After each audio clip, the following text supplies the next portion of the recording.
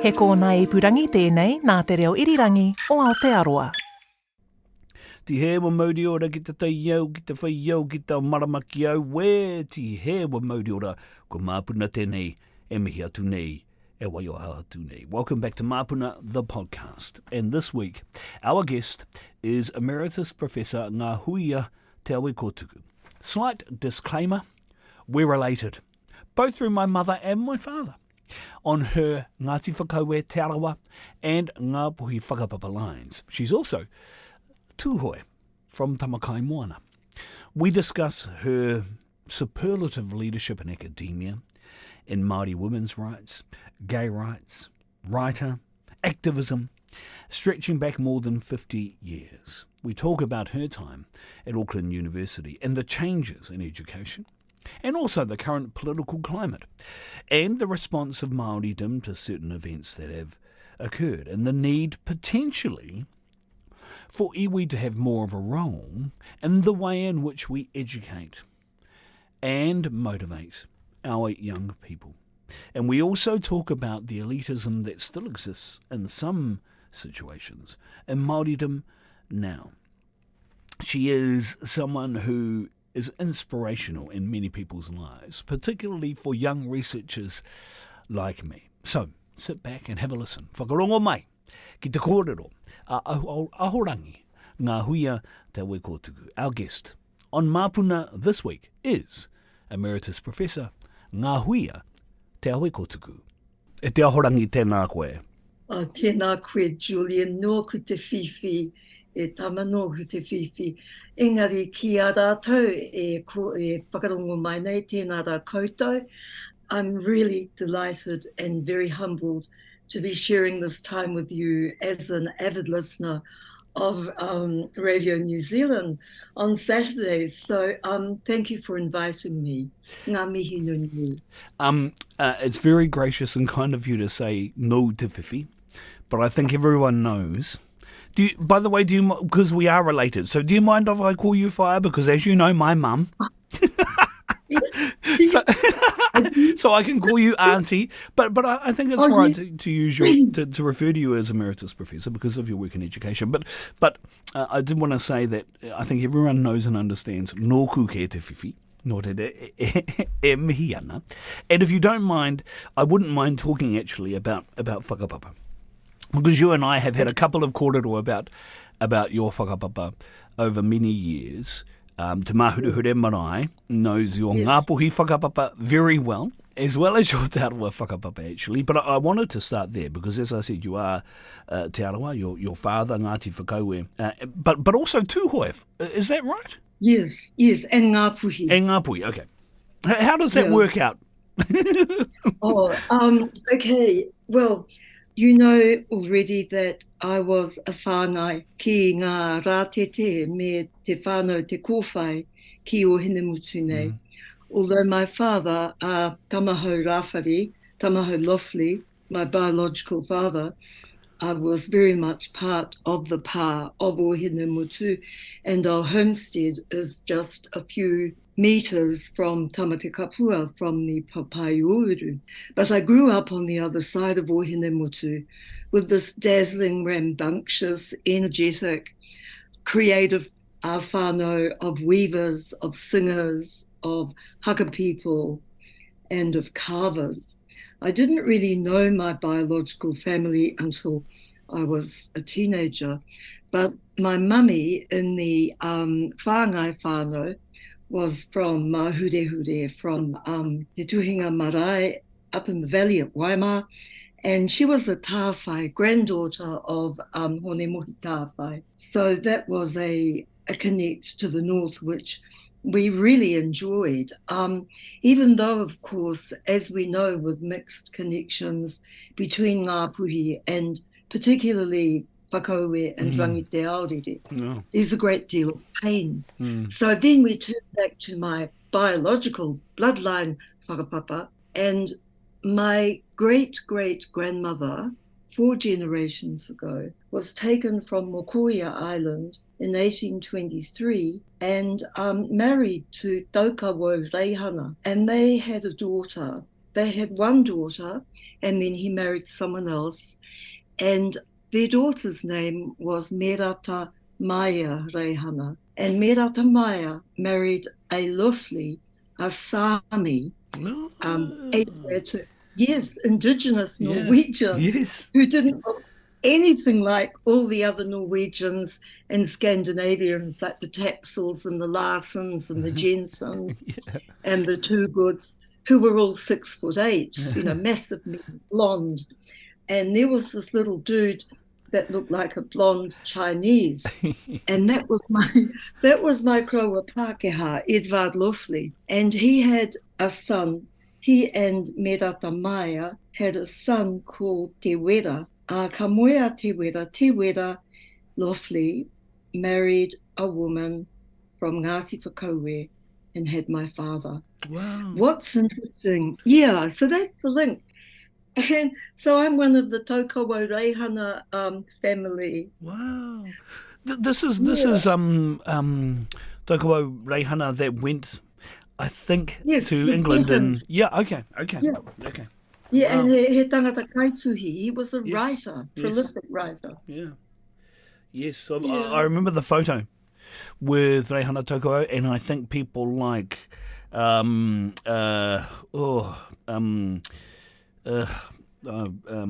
beautiful man who was painted by Lindauer, Te Hautakiri Wharepapa, part of that delegation or whatever to England, and met the king, didn't they? I think. And met the Queen. With the Queen, the Queen, yes. Yeah. On the Isle of Wight. Yes. On the Isle of Wight at her summer cottage. And Taukawa very kindly left behind the most beautiful, ginormous korowai, covered in sugar and black hookah. Yes. Which Prince Charles brought back to Aotearoa at Waitangi, I think, a couple of years ago. Yes, in the museum there. Wow. Yeah.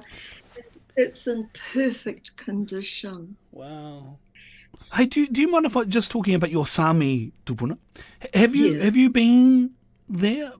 Speaking of people who are staunch and uphold Indigenous rights. Yes, I have. But we did get right up to the village, which is north of Tromsø, because I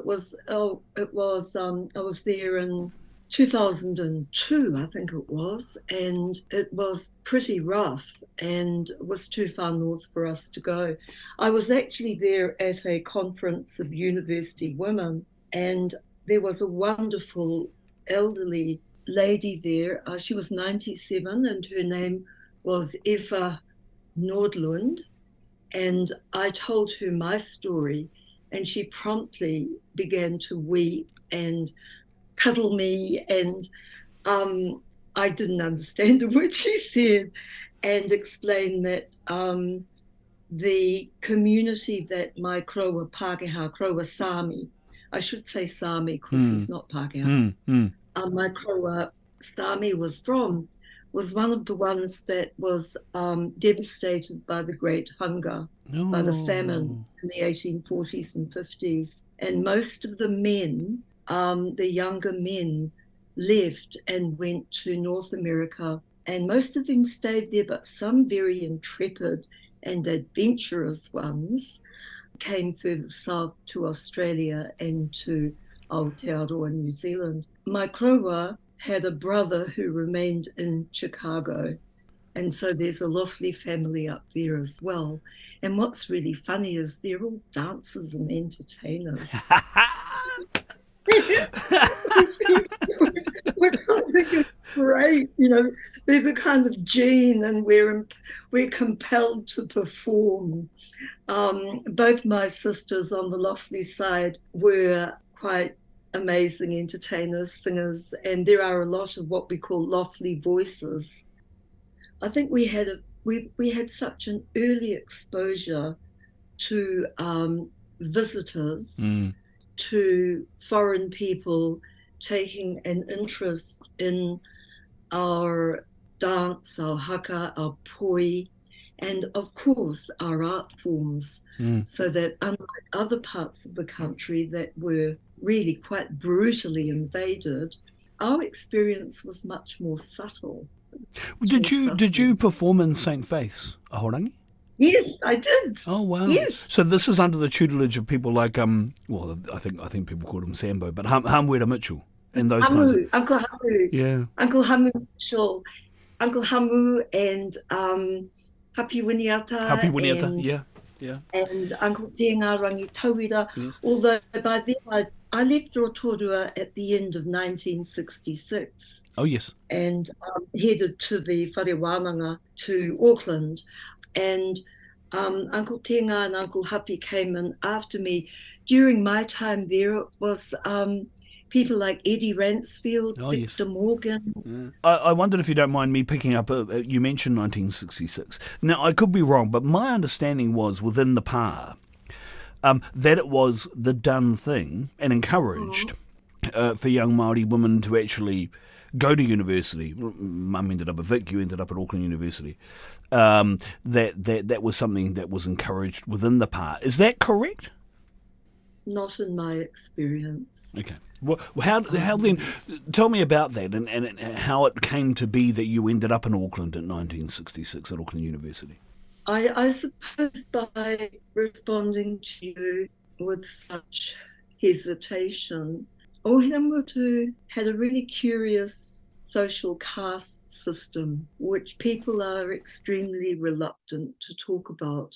Certain families were successful, integrated, often with a prominent male patriarch, Pākehā, in the picture, and they were the families that succeeded. There were other whānau in Ohinamutu that still only had one cold tap in the backyard and a long drop toilet and coal sacks and whāriki on the floor. And the source of hot water, of course, and this is magic, was the ngāwha. So that I grew up in a very humble, wee, tiny place with ngāwha all around our house and a truly magnificent little bath, waiaki, and the Utuhina stream flowing by in which we'd rinse our clothes, having washed them in the ngāwha, because with only one cold tap, you didn't push it too much. Yet only a few households along the street or a few doorways, there was an incredibly flourishing and successful whānau. Now, Ohinamutu, though, was also a papakainga in the truest sense of the word. Even though you had the well-off ones, you had the successful ones that sent their children to teachers' college and to university, you had the other ones who were here to work. Ringaraupa, Pukumahi, Hāwini. The family that I was adopted by and raised with was very much in that category. We were humble, we were hardworking. All through high school, I had jobs. I got my first job at 12. I'd watched my richer cousins prancing about in their fabulous beetle boots and wonderful outfits. And if I wanted one, I would have to make my own money to get it. Yet, ironically too, in my biological family, I come from a line of thinkers, of composers, of writers, and my koroa Pākehā on my mother's side, my biological mother's father, was in the colonial service and had 3 University of Oxford degrees. I never knew him. He died before I was born. So that's in the genetic mix. I really, really wanted to do well at school. I really, really did. And I don't know, it's an addiction to books, an addiction to reading. I was a compulsive writer. But at this point, too, I must acknowledge someone related to you.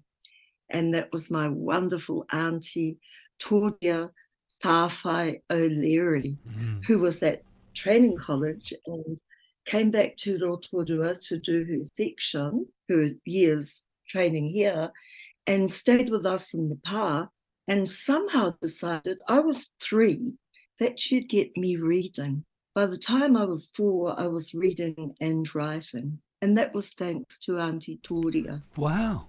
Who repeated, yeah. And she was a tāwhai from Waimā. And and and her own children all did really well academically, and she had them reading and writing at 4. She believed that Māori children were like sponges and they could just absorb information. She also believed that we responded best when we were learning to read to the words being sung. Mm. So she'd sing me the words and I'd sing them back.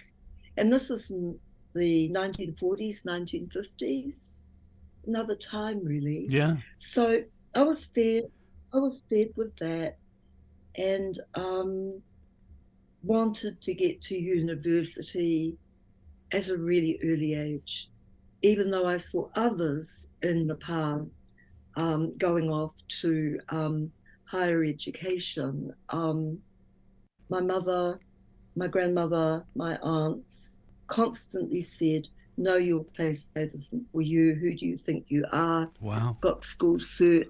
Oh, you can work at the post office." No, I said, "I want to go back to school." "Well, my dear, if you want to go back to school, you have to earn your own money," which I did, Wow. and got university entrance accredited. "Oh, my dear, good girl, you can work in a bank." No, working in a bank is really high class.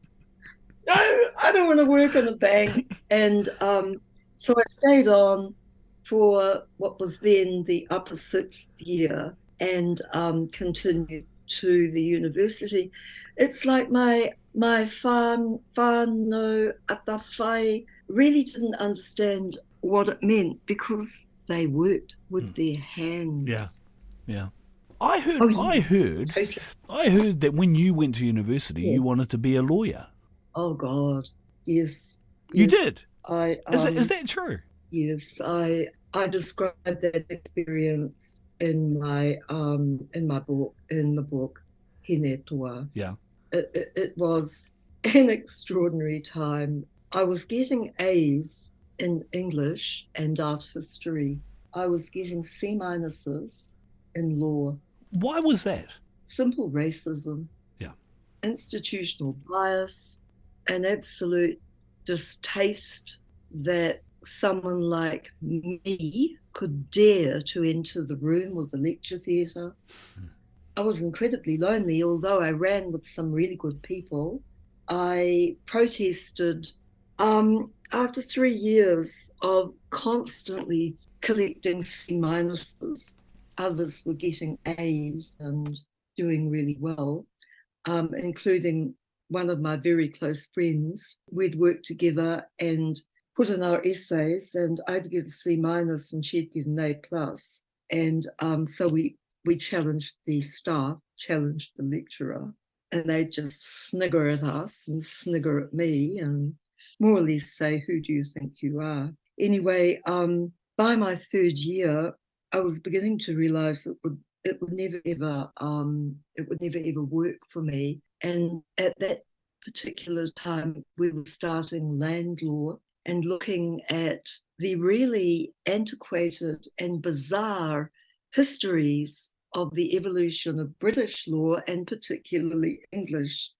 And I thought, what the hell has this got to do with Aotearoa New Zealand? Because by this time, I was beginning to hang out with the Jacksons. I was noticing wonderful Maxine Reweti from Tauranga and Hone Ngata from the coast, and they were doing stuff in the university context that was not just challenging Vietnam and challenging the Springbok tour, but was also challenging what was happening in our own land, on our own islands. So for the land law exam, I put aside these set exam questions.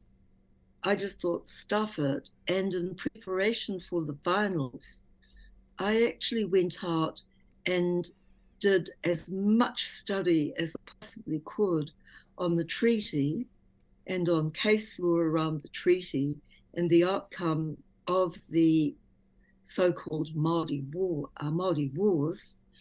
And I memorized every single reference, every article, and this is 1969, land issues would become a massive income source for the legal profession, and that people had to be prepared. I concluded by saying that the law school at Auckland was perpetuating the biases and the racist brutality of the colonial government, and that it was doing our people absolutely no good, that it was reinforcing a history and an environment of racism. This is before, Julian, this is before words like decolonizing were in our vocabulary. Yeah. It was a time of less enlightened attitudes. And as you say, racism, ahorangi. Yeah, and there was no language. There were no words for what I was going through. But I did that exam in my own way, challenged everybody, wrote 40 pages, 2 20-page booklets. Wow. Failed. But what happened? There's an outcome. There's an amazing outcome. What happened is that the booklet was sent out. They were sent out by 2 of the more radical tutors, and they ended up in the politics department where the professor said, this student should be given an A. This is an original thinker. I was told a few years later what this professor of politics had said and how it went back to the law school. Wow. And they all heaved a sigh of relief, because at that point I had actually withdrawn. But I did 3 years. Yeah. I passed all my papers, but with C minuses. And by the way, for our audience, we are talking to Emeritus Professor Ngāhuia te Awekōtuku. I don't mean to do that, obviously, but because there are seminal moments in our history which require us, I think, sometimes just to reflect on those times. Because this is how we start ending up with movements, ahorangi, like Ngāo Tamatua, which you were part of the vanguard of and very much a part of. And it is from those times that we start to see people like yourself become our leaders in academia, in fields of expertise like art history. But for those times, potentially we don't have them, which is why I raise it rather than trying to get you to get caught up in the bitterness of. But it's important that we understand that time, you know? Oh yes. And we learned a great deal too, and we shared a lot. And it was during those particularly tense and volatile engagements that as Maori, we recognized and identified exactly who our allies are. And we can't deny that the country is made up of an extraordinary mix of cultures, of languages, of energies, of streams of consciousness. And certainly back in the 60s, it looked incredibly Anglo, but now it's not. And I think the work we were doing back then kind of prepared us for what we have now, in the waves and waves and waves of different cultures and different languages coming to our islands. I also think too that, there was the parallel Polynesian Panthers and their extraordinary and dynamic activity, and how very little is understood or actually mentioned about the relationship between the Panthers and Ngā Tamatoa. And it was a really strong one. We were around each other's places, each other's necks all the time. And there were interesting liaisons, and it was interesting. I like that phrase, ahorangi. Interesting liaisons. I like that phrase. Yes. But and you make a really good point. But when you mentioned something and it sparked something in my mind, you said that in that time we built alliances and a lesson-formed society, and I'm paraphrasing what you said. So we have all this information at our fingertips today, and yet many people would say, given our political leaders, we have a much less informed society now than we did back then. Just look at some of the political decisions that are being made right now. Yeah. Where do I start? I think that looking back 50 years and the crucible of political action, of risk-taking, of insatiable, crazy, adventurous, dynamic protest actions that we took. Quite revolutionary too, I Nevertheless, think. Quite revolutionary too, I think, yes, Aorangi. we were, yes. We were also, and I'm thinking particularly of Ngā Tamatoa, but also women's liberation and gay liberation. We were also primarily based within the tertiary sector. We were at university. What has to be emphasised again and again is that we were there on merit. We were attending university to get our law degrees and our teaching qualifications and whatever else at the expense of the state. We did not have to work. If we were good enough, our fees were paid by the state, by government. You got a scholarship, you got a bursary, and if you were really good and you got high marks, then you'd get accommodation. If you were at teachers' college, training to become a teacher, then you got a small salary. Life was really different because of the socialist economy and the value in education and the investment in education was enormous. So that all of us kids, all of us teenagers and young revolutionaries, as well as running around painting slogans and going nose to nose with the cops in Albert Park, or doing what we did in the streets for Vietnam, we were passing our exams. You only got 2 goes. If you failed, you were out. You were out. It was a socialist economy which kept us buoyant, kept us well fed, or, fed and housed. And so we could pour our energies into this other stuff. Now, in 2024, from about 1990, I think, we've watched the tertiary sector crumble and rot and become very much a corporate and entrepreneurial environment where it's bums on seats, it's investing in overseas currency, it's attracting people from other parts of the world to come to Aotearoa for their tertiary education. And it breaks my heart. I'm a Waikato staff member and former student. I look at Waikato University and I remember how it began. Although I didn't go there in the 60s, it began as a visionary educational institution, a university for the sons and daughters of waitresses, of share milkers, of freezing workers, of labourers, of farmhands, of hairdressers, of single parents. It began as a visionary educational opportunity for people that would normally never, ever get in to the tertiary sector.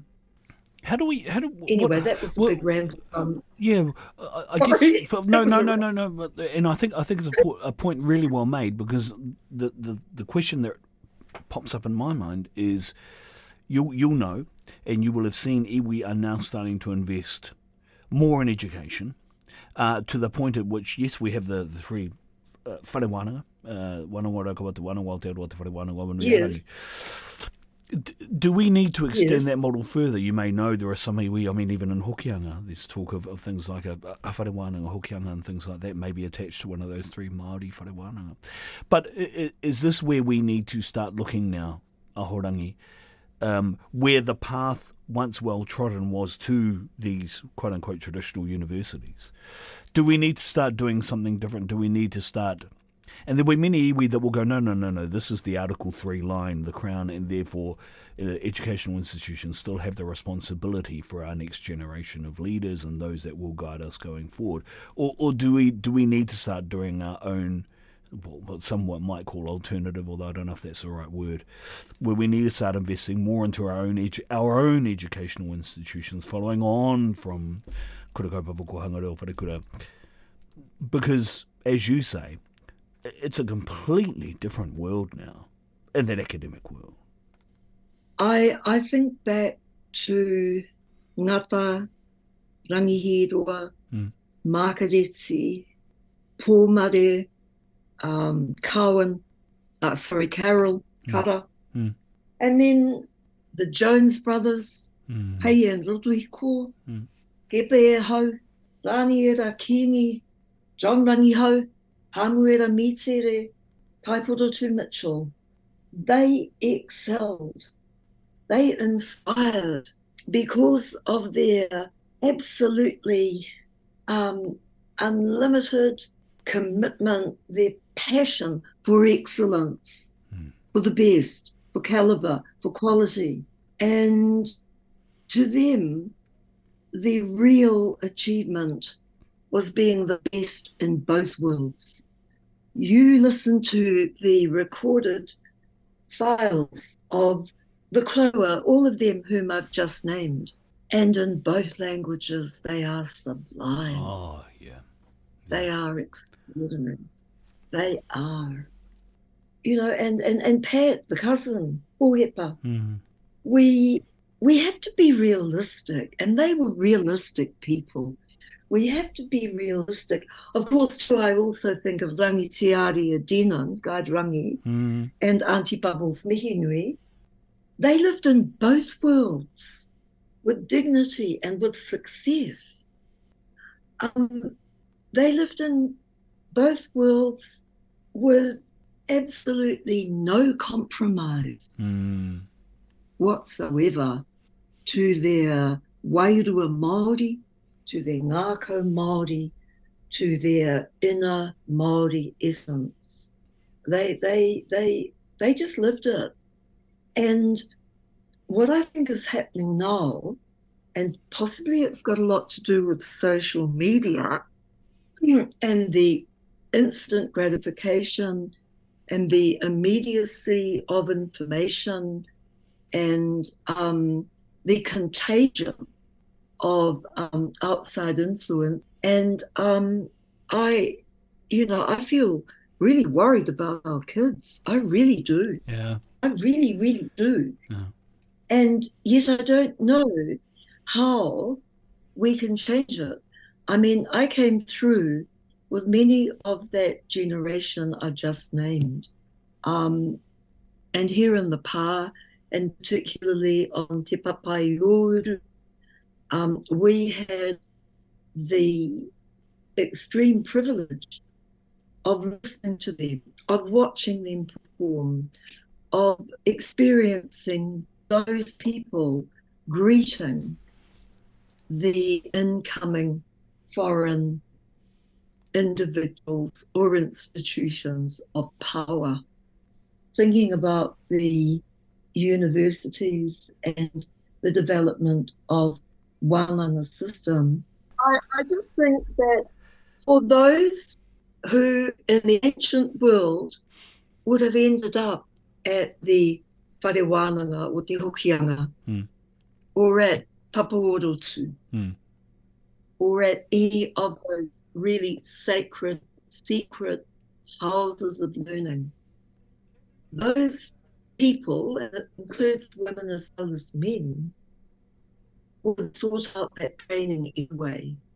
And I think that in designing or anticipating a tertiary structure like that, we would have to be really careful about enrollment, about selection, about the exclusive, and dare I say it, utterly elitist undertaking of such a place. I mean, look at Pane Kiretana.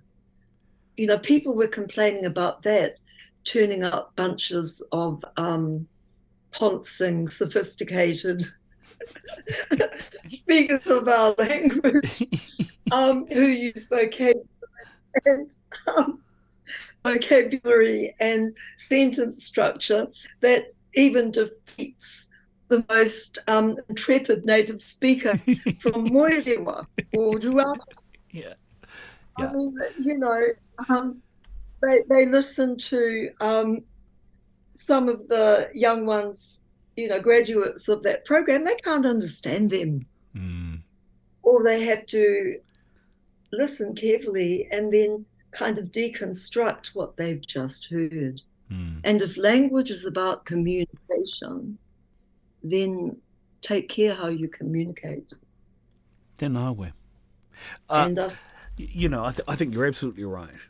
And the reason why I ask, and the reason why I love talking to you, is because yes. not just because of the immense learning opportunity it provides, but here's the other thing, Ahorangi. I don't know if we have these conversations enough now. Deep thinking. We don't be scared. Yeah, but why are we so scared? I don't understand. Well, why are people so scared to have these kind of conversations? Oh, why? Because you don't want to be rejected. Because you'll look like you're being whakahihi. And, you know, ngā kauese. Because you don't want to sound like a blazing radical unless you're safe with your mates. I mean, one of the most glorious times of this year was hanging about at Waitangi in February with the founding gang of Ngā Tamatoa. Yeah. And there we all were with our grey hair and our stroke people and our palsy people and our half-deaf people. And oh my goodness, it was amazing.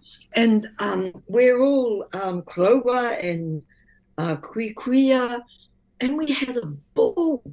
And we were still fighting over the same things and disagreeing on the same issues and questioning each other. And we're in our 70s and 80s, and the fight goes on. There remains an enduring sense of affection and of memory. I, you know, looked around our tent and had a little tangi apakura, thinking of those who died so incredibly young from our movement. Not just Hannah and Sid, but Hedeni Melbourne, who really was a visionary creative who worked with us on our very first Te Rā o Te Reo Māori newspaper.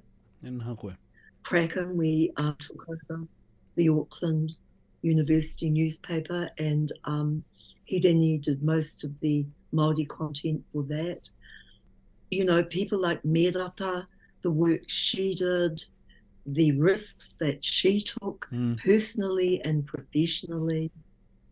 There are just so many, and they've all gone. And we're all standing around, you know, the dregs of the outfit thinking, what? You know, oh no, I shouldn't say that. I mean, there are still some pretty remarkable. I know what you mean. I know what you mean. Yeah. Well, I keep thinking of how so many people have attempted to make a documentary of Ngā Tamatoa, and my suggestion was make it a series and give every one of us, and I was thinking in terms of Hone and Hilda Harawira, Linda Smith, Donna Awatere, Te Ātiro Ringo Ohia, Tamaiti, Orewa Barrett Ohia, Morehu Brian McDonald. These are the ones still alive. And we could have an episode each so that there's no cross-cutting or distraction about the star in the room. Because it's really funny. I think if you tried to get us all to do one documentary, I mean, you get us all together and it's just this really crazy, Des Kahotea, that's another one, archaeologist, you know, you get us all together, we can't stop talking, and it's like find the star in the room, and there are so many, and we're from different iwi, from different backgrounds. We've got Professor's children, Michael Walker, he's another one, significant marine biologist. Look at that early Ngā Tamatoa lineup and count the PhDs. I mean, that may sound absolutely pretentious, but you have a look, you'd be amazed. Oh, yeah. Because we were all sitting our exams and we were all passing. I think it, the thing that, again, I just think here, as I sit here and listen is just the tremendous impact of that collective. For many of us, on many of us, for many of us, and even those of us now, who I think, we forget, we just forget. We forget to remember, I think, is the other thing. And you're right. Trust, there's a reason why I've never asked to do the doco on Ngā Tamatoa. It's not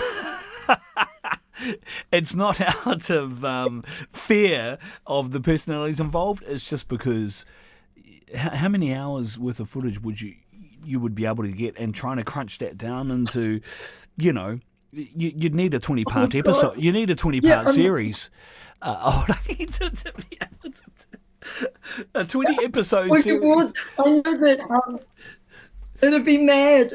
We could have seasons, but no, well, you could do little clusters.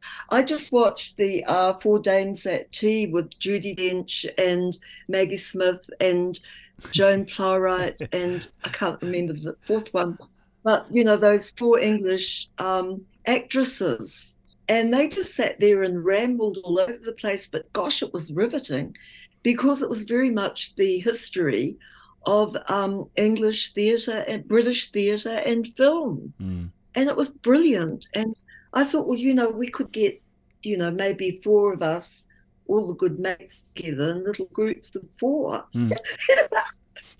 That could be the way to do it, yeah. Do a round table of four and do it 10 times over, Ahorangi. That's your 10-part episode. So we want to talk. I mean, that's important too, because some of us are still fighting. Yeah. But the thing that, again, I've just thought of, actually, Ahorangi, is I need to get down so we can do something face to face and do another and have another go, because I think there's lots of other things we could talk about. I won't mention them now. Yeah, I'd love that.